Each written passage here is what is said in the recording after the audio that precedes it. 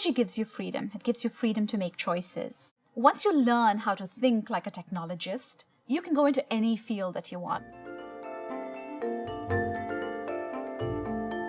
So I grew up in India.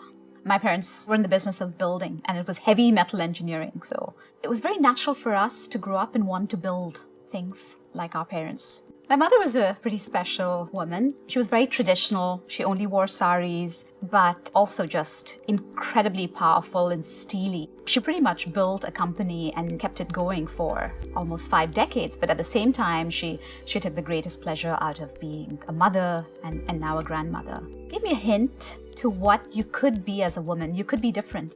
I remember reading a National Geographic article on Cambridge. If I shut my eyes, I can still bring back that picture of the Cambridge skyscape. And I decided that's what I was going to do. So I must have been, at that point, 13 or 14. I told my teacher that I was going to Cambridge and I was going to apply early.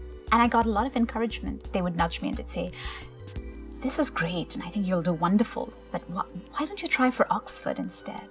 And I told my father, they want me to try for Oxford, not Cambridge, but Cambridge is where I want to go. And he said, do the thing that you believe in. So I decided to do it, and I got in. And it was sort of very reaffirming, but it also sort of set the imprint to my life, which is when people tell me I can't do something, that's when I'm so sure I'm going to go after it and I'm going to do it.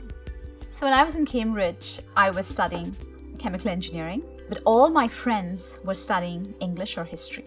It was very stark to see how different our lives were. They took up rowing, they were into drama. I would have classes in the morning and 5 hours of chemistry lab.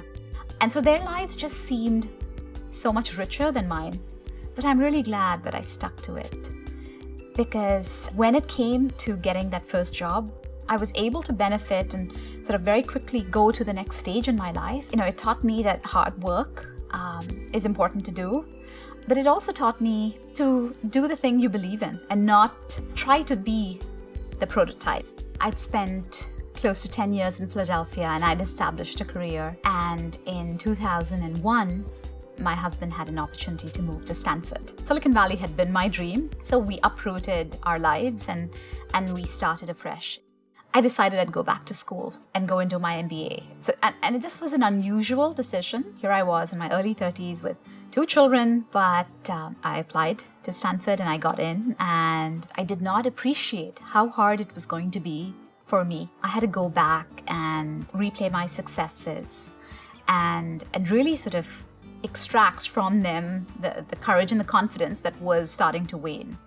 A recruiter from PayPal contacted me. And I said, well, why not? But I thought, if I'm going to go and interview with PayPal, why don't I just throw in a resume to Google and see if anything happens there? And they called me back and I got an offer within 3 weeks of submitting my resume.